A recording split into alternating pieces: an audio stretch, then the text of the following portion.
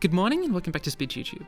Obra Dinn is one of my favourite games of all time. You're an investigator on a ship tasked with working out who people are and how they died via an instant snapshot and short audio samples at their time of death. It's an extremely fulfilling experience, it feels pretty one of a kind, and a game I staunchly recommend to anyone who enjoys good puzzles, gaming as a medium for beautiful handcrafted experiences, and also for those who like playing peak. I'll be spoiling some of the answers to the puzzles as well as some of the big and exciting reveals. Obra Dinn is a truly fantastic experience, and as an investigative game where you're trying to discover things, you can really only experience it once. I'm telling you right now that if you've not finished this game, you're simply not permitted to watch this video until you do. The game is relatively short, it's roughly 8 to 12 hours to play through, give or take depending on headspace.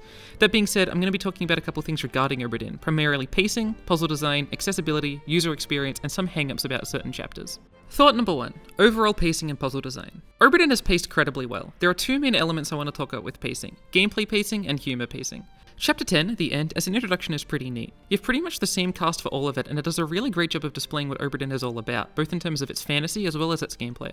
It's got simple enough questions and simple enough ways of figuring things out that it does a great job of introducing you to the main intrigues of the game. And the transition from that into Chapter 7, The Doom, I think works perfectly. The game takes a much more complicated turn as you now have deaths and deaths, visibly a ton more people to be curious about, and a few funky game mechanics. And the rest of the Doom definitely teases you a little bit more in where some of the puzzles can get quite interesting. Deaths start being more confusing, where the method of death is more than just man killed man with obvious weapon. You also start piecing together that it'll be important to pay attention to roles, relationships, and dynamics, especially through just sight alone, rather than the hand-holdy direct mention of people's roles like Captain, open the door! Many following chapters have their own mini-games that are pretty interesting. Chapter 4, The Calling, for example, is a kind of complicated chapter where a ton of people die in a bunch of different ways, and walking through all the memories backwards trying to figure out what each person's role and death is particularly interesting. I think Obra Dinn does a really good job of settling you into a concept, then surprising you a lot within that concept, then settling you in with a new chapter, then surprising, over and over. It rarely, if ever, feels like, welp, here we go again, another of the same guy dying the same way, or how formulaic Lucas Pope. And I can imagine if there were 20 or 30 more deaths, it could definitely start feeling repetitive. Obra Dinn also has interspersed humour that I think makes the game have a solid amount of levity and fun, which makes sense since the game's a pretty absurd concept, all things considered. Obviously there's Edward Spratt's death shitting off the side and getting squeezed by the Kraken, or the cook being extremely stupid near an obviously dangerous creature, but there's a ton of other elements that are quite humorous. Whether it be the characters being a little bit silly, or whether it be some voice lines that just stick in my brain like Hug Seng Lao, or Brennan, bring the surgeon's kit! The game keeps reminding you how fun and silly the whole concept really is. Some other reveals are also just incredibly fun. There's something so indescribably fantastical about going from, damn, I wonder what killed the captain's wife, and being tunneled vision on her corpse, before turning around and seeing the massive fuckdamn Kraken. Same goes for the way they do the reveal of the spider crab creatures in Zungisathi's death, or when that guy gets struck by lightning. I think all of these combine to create a really rewarding and full experience towards the game. It's not like you're playing through and having to acquiesce some low points in order to get to some high points like you might get in other detective puzzly games. There's not really a moment that's boring in Obra Dinn, at least when it comes to experiencing the scene, stories, and vibe. It never overstays its welcome and it has very little bloat or chaff, and I think that's something really to Lucas Pope's credit. If you're a Phoenix Wright fan and you know someone else is about to play it, you always have to think about, should I tell them that Case 3 is kinda mid, but still worth doing? While that never really crosses your mind in Obra Dinn. Basically every chapter and vignette always has something going for it that's intriguing, be it gameplay, humor, or fantasy, and that intrigue is always built up really well. I'm not a writer, and I'm not particularly good at setting up the intrigues and things that I do write, so I'm always really chuffed when I see it done really well in media. On a similar note, I think the puzzle design is, generally speaking, well done. I think the format of just needing to know who the corpse is, the method they died, and if relevant, assailant, is a good solid format. I do quite a lot of pen and paper puzzles and a couple of online daily puzzle games like Circle 9, but the point of those puzzles is to be formulaic. The sort of muscle you're working out by doing them consistently is more about pattern recognition and the repetition of the same sets of logic, or maybe trivia or mental connections in the case of crosswords. But Obra Dinn, on the other hand, has a limited set of puzzles that isn't trying to be infinitely replicable, which means each individual instance of a puzzle is really trying to do something unique, interesting, or functional that aims to contribute to a whole identity for the game. There's a lot of design space that's reached into, and most of these design spaces are pretty rewarding. Things like 2 people dying in one instance, people disappearing without being given a vignette of their own, or the clues for discovering who someone is being about their ethnicity, either pointed out pretty directly or intended to be worked out by physical appearance. I think those are pretty well implemented, and I have no complaints about them. But there are some puzzles and some elements of the puzzle design space that I'm uncertain how I feel about. I think Chapter 1, Loose Cargo, is a little bit awkward to me. I like the idea conceptually of an unidentified stowaway being a corpse you can access, but every time I've seen someone go through through that chapter, as well as my own experience with it, I feel like they've always been confused on what they're seeing and who died, only to go to the next corpse in the chapter to see nearly the exact same vignette, obviously with a slightly different corpse in a technical sense, but not feel like they've really gained any new intrigue or satisfactory reward for it. And the only real puzzle-based addition it's providing is to help work out what the argument between the Dane and the brother is supposed to be about. And that scene doesn't really help you identify which brother it is. You can make the argument that it's helping you know when the brother died, which can help for bunk deductions or bunkdunctions, but I don't know. If that's one of the goals for the chapter, I don't think that it does it in a particularly rewarding or exciting way. I don't think the game is made worse by having this chapter, but I think from both a puzzle design space as well as a pacing perspective, this chapter feels awkward to me. A common criticism for specific puzzles of the game regards the Chinese topmen and the bunkdunctions. These also happen to be the two elements that I personally didn't work out on my own and got hints for, so maybe I feel like the criticisms have more credence because I missed them, but my partner worked them out on his own, so they're probably fine. I think bunkdunctions are interesting, but I think the main difficulty with it is that you need to make two quite different and unobvious insights. One is to even notice the numbers on the bunks when there's not a lot of specific small details like that in the game that are necessary for working things out, but also that the bunks get removed as time goes on. Most of the time you have access to where the bunks would be in later chapters, you kind of assume they're not there because the people aren't sleeping, or because it's in the middle of a war against a kraken, so to have the insight that bunks are gone because of deaths is quite tough. The Chinese topmen is similar. It's an unexpected spin on the using clothes to work out who someone is thing, but I don't think it's too egregious. While I think these are the weakest puzzles and links in the game, there's a lot of people who still got quite a rewarding experience from them, and frankly, if these are the weakest puzzles, the puzzles must be of a pretty damn high quality. In terms of the puzzle format, we gotta talk about the lock-in after 3 fates correct system. It's obvious that this is here to solve a set of two related problems. You want the player to feel rewarded and satisfied for getting things right, rather than going through the whole game and not knowing what parts are wrong, however minor or major, but you also don't want them to simply click every option until it locks in. You want to have a reason for them to want to work out the logic based on deduction. 3 correct fates works fine, but it's also pretty intuitive for most people to still invent a way to manipulate the system to ascertain things without merely using regular deductions. The question for me is what way I, as a player, should feel about using their system. I found that I, as well as a lot of my friends, felt like we were sort of cheating the game by inputting 2 fates we were fully confident in and cycling through some options for the 3rd fate, but also realizing that if we put in a guess that we were certain for the 3rd fate and we don't get the 3 locked in screen, that means we clearly need to revisit something and drill down on just those 3. And I'm sure this is kind of a common experience for a lot of players, a feeling that there is a right way to play this game, and that's to avoid having the 3 fate check contribute to deduction in any way. Part of me thinks maybe it's okay to have it as it is in the game. The game has a ton of supernatural elements, and this is clearly just one of them. I mean, the book even has a dedicated page for this mechanic. It's clearly just a part of the lore and theming. But another part of me tries to think of ways to avoid players feeling awkward about this system. For example, going back to online daily puzzles like Circle 9, there's a button on that page to check if everything you've got right now is correct or if there's issues. And online crosswords typically have a very similar mechanic, either through a binary you're right or you're wrong, or by highlighting the problem areas in event of wrongness. So the question becomes if a system like that would have improved Obra Dinn or made it less accessible or fun. Like, imagine a world where in Obra Dinn, instead of the automatic 3 fates correct system, you have a check button, and you can only click it after you've jotted down 3 unconfirms, and it'll say a binary, yes, you're right, or no, you're wrong. Maybe there's also a setting that lets you decide whether it'll point out specifically where you're wrong. On one hand, I feel like players like me and my friends would feel a lot better when submitting guesses or inputting partial information because we can't game the system without actively intending to by clicking a specific button.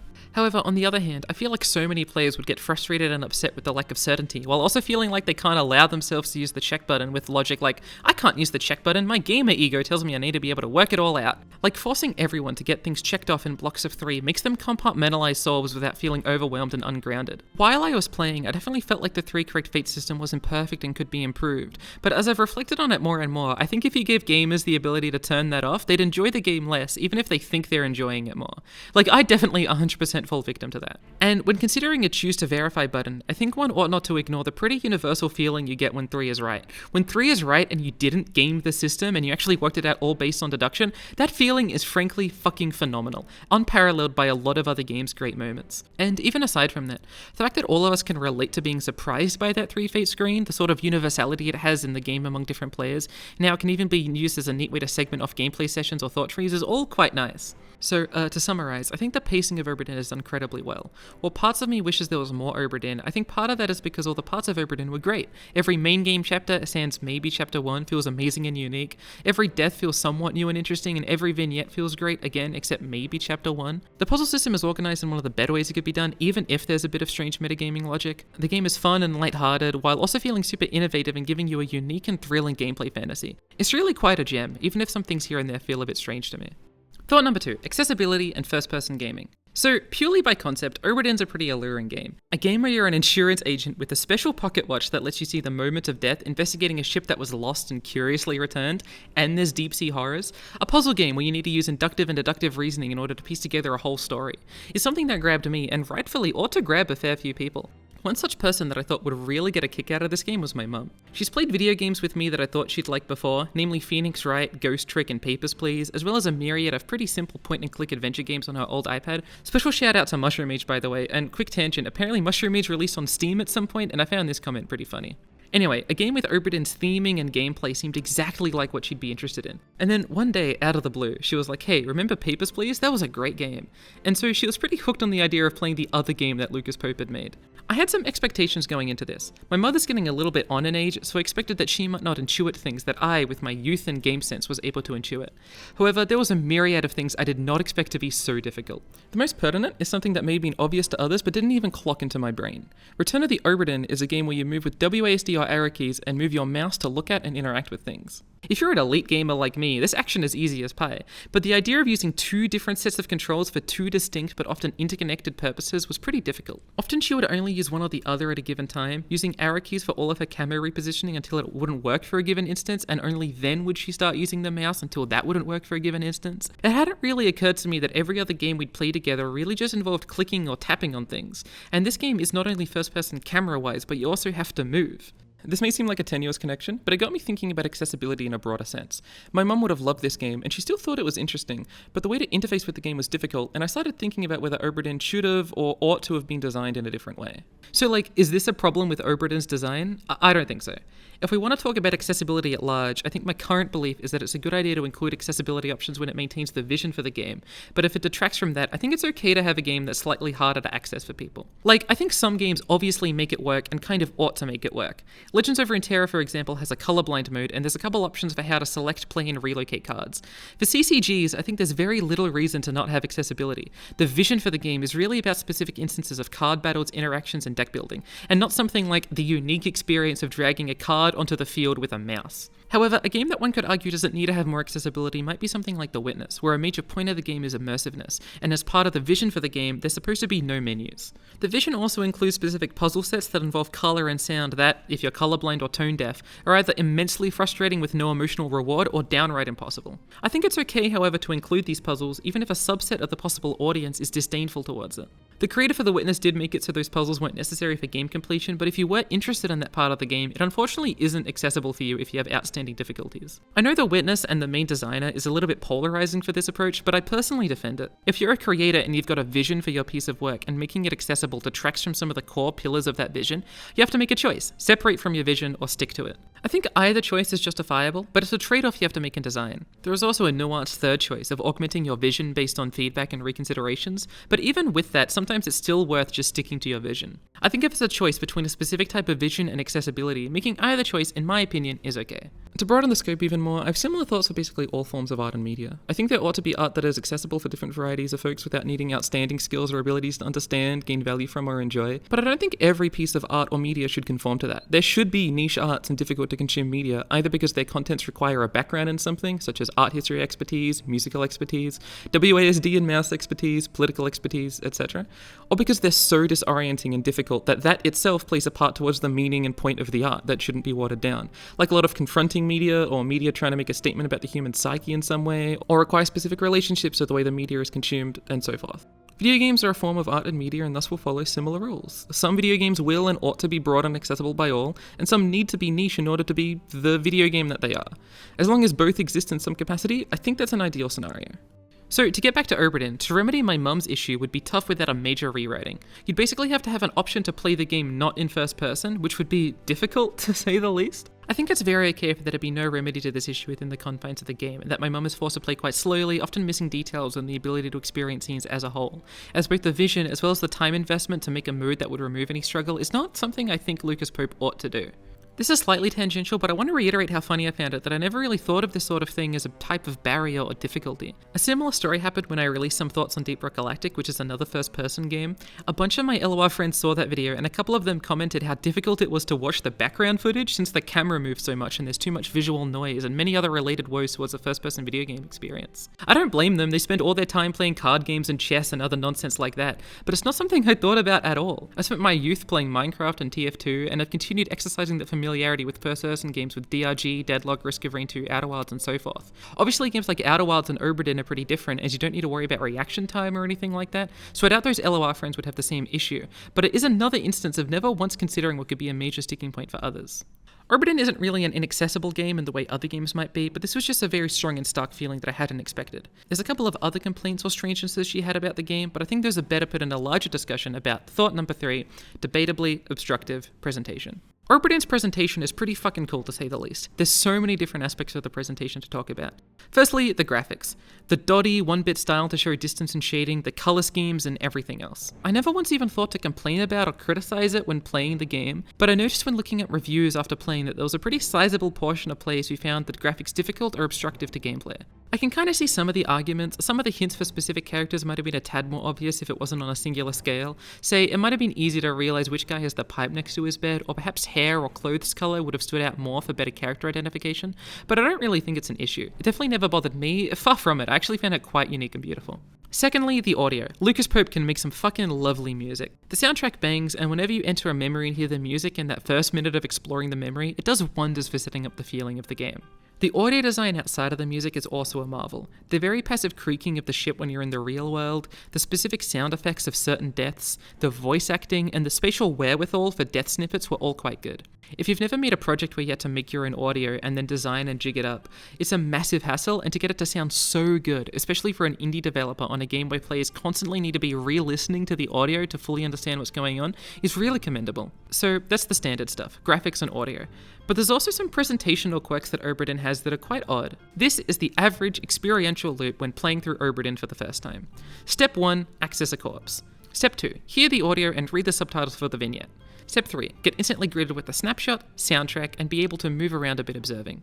Step 4, at a minute, have the screen close in on you as you finally gain the ability to read and edit that page in the book. Step 5, have a very shaky pocket watch hand, which you have to activate and can't deactivate to turn the screen all funky and to try and find the next corpse. Step 6, get transported into the real world again. Step 7, follow the funny little go circle with its funny little dance to where you found the corpse. Step 8, repeat. Or sometimes Step 5 is to walk out of a door that you also have to go out of your way to find. It starts off pretty well, but there's definitely some oddities in there. Having the screen close in on you is fine. I think everyone who's played Obra Dinn has been frustrated once or twice when trying to write into their book but not being able to and having to wait a bit, or trying to look at something at the exact moment the screen closes in on you. Is it that punishing? No, not really, but it's something that either has to be explained to you, or you kind of have to sigh and acquiesce. I don't think it's awful, and I do like how it fits in with the music and makes it feel like you're getting a sneaky peek into the snapshot, but it's an oddity that you kind of just have to accept with this game. Just like the funny little ghost orb. I know that when my partner played through Obra Dinn, it definitely infuriated him that there was this slow, unnecessary cutscene that stopped him from quickly being able to see the next memory. It was like it was both denying him from gameplay as well as stopping his train of thought since he had to wait 15 to 20 seconds before seeing the next memory. Pulling back the open thread from before as well, my mother was also struggling with this. Constantly having to have the ghost orb on your screen when you aren't the best at controlling both the arrow keys and mouse at the same time is rough. It wasn't particularly clear to her how to progress, because the orb would rarely be in her vision, nor would it be obvious when it would finish, nor where it even is sometimes. Personally, again, I didn't really mind the orb. It felt like Lucas Pope was definitely trying to do something with the orb that befit his vision. I read it as attempting to both further the supernatural elements of this game, especially relating it to the pocket watch, as well as getting you to compare the strangely calm nature of the ship in the modern day to the often chaotic memory sequences you see. For me, this worked, and I didn't mind it too much, even when it would loop-de-loop on the same spot. There is one element that definitely hit me though, which was step 5 with the shaky pocket watch hand for Inception jumping into deaths. The first time that happened, I was frankly fucking terrified. You've just seen the Kraken for the first time, followed by your character visibly shaking, and then I accidentally activated it, turning the entire screen dark. You get used to it once you've done it once or twice, of course, but this was a pretty scary moment for me at least. Outside of that though, from a gameplay perspective, it's similar to the ghost orb and the screen closing in. It's something that can often feel like it's getting in the way of gameplay, especially since it's so easy to accidentally activate, as the control scheme is a little bit unintuitive near the start, like zooming in and opening the book to specific pages, or if you're like me, constantly pressing spacebar for the first 2 hours of playing thinking you can jump. The pocket watch activation can prevent people from exploring more, and then once they're presented with the ghost orb, I find that they often feel this obligation to move on to the next body, maybe because they fear they won't be able to find it again if they don't go to it immediately and aren't too familiar with the book yet to figure out how to re-find the corpses, that they end up missing out on re-exploring the corpse they were so curious on before their accidental activation. In addition, not a single one of those 3 elements comes with a tutorial or explanation. I think that's alright, but I only bring it up to mention that these elements aren't particularly intuitive, and if you're an older individual like my mother, it can definitely feel like a lot to onboard, feel unnecessary, or possibly feel even obstructive to the game. However, a lot of the neat game feel Obra Dinn has is baked into some of these weird decisions. Like, Obra Dinn would probably not feel like the same game if jumping through memories didn't have this very funny and weird cycle. To summarize this point, Obra Dinn is a pretty strange game. It's super well made in a ton of ways, especially with the hard-hitting basics of graphics and audio being both super unique and of really high quality. And the 3 funny decisions for the loop of the game, the minute screen close, the ghost orb, and the shaky pocket watch, are all understandable if operating under a Lucas Pope had X vision for the game mindset, but are also a little bit awkward on occasion. Thought number 4, Chapter 8, Bargain. The bargain chapter is locked until you get all but 2 of the feats on the Obra Dinn fully correct. Once you've seen all the snapshots pre-bargain, bargain definitely becomes a big curiosity, especially with how present Martin Perrault is in a lot of the snapshots. It's always funny seeing him not have a death yet, and you could conclude that something happens to him in chapter 8, especially since you don't see him in chapter 9 or 10. When you get the monkey paw and you see how your pocket watch opens up for it, the way it all clicks and you realize how you're about to access bargain is just a really cool and exciting moment. However, I think overall I found the bargain pretty unrewarding. There's 2 main parts to the bargain. The first is the story. I think adding this section to the game is fine. Seeing both the captain's sort of practical craze in trying to call off the Kraken by threatening, or perhaps even bargaining with, the mermaids is neat. And seeing Martin Perrault's deal, or perhaps even his bargain, with the mermaids to see the Obra Dinn home is neat. Kinda makes you go, yeah, that makes sense, that's kind of interesting, but I don't think it's really anything more than that. I also found that seeing what happened to Philip Dahl didn't really do anything for me. Seeing Evans have to quickly conclude that the best option for cataloguing the ship is to sadly sacrifice his monkey is also kinda cute. But that's what it all kinda surmounted to, at least for me, that it was cute. It didn't really answer any of the burning questions I had. Well, okay, that's not entirely true. It did hint/confirm that the glowing moving thing in the ocean in the real world is the mermaid that Martin Perrault gave the shell to, but that's about it. I wasn't super curious on the fate of Philip Dahl. I wasn't super curious what the captain was doing during the attack. I was pretty satisfied with, Captain came up from the hold. Said he chased it off. And seeing that this was likely true as opposed to delusions of grandeur is cute and all, but I don't know, I guess I just wanted more. Part of my issue with this, I think, lies in how hidden and tantalizing the bargain is. When you're skimming through the book at the start of the game, which is mandatory, the text for the bargain is the only super unique thing to read after flipping through pages of nothingness. I think it ends up building excitement for the bargain that oversells what it actually provides. It's as cute and as curious and as answering as any other chapter in the game. It's not uniquely special or anything to me. It's just as interesting as Chapter 5, where they bring the mermaids onto the ship, or Chapter 4, where Nichols and crew adventure out, or Chapter 3 with Hug Seng Lao. The second, although pretty minor thing, is the gameplay. I do think that having a sort of immersive final chapter where you're still writing in the book and can technically walk around and zoom in and stuff is neat, but they also are some of the simplest puzzles in the game. In addition, if you go back to the whole minute till you can start writing gameplay element, the chapter comes with a surprising amount of downtime. It's okay in the sense that it gives you time to think and reflect, but at some point it definitely feels like you're just waiting to move on. And that's fine. Bargain didn't need to be a complicated chapter, but when I realized I was physically walking into the ship again, I was definitely hoping or expecting some super interesting reveal that shakes up everything. There's a chance that this is just mental poison from Shu Takumi games. Phoenix Wright pretty consistently hits you with the aha, this piece of information changes everything shtick. So for a detective-y story game, I'm probably a bit used to this sort of pattern. So I was just a bit disappointed, but that's probably more on me rather than on the game.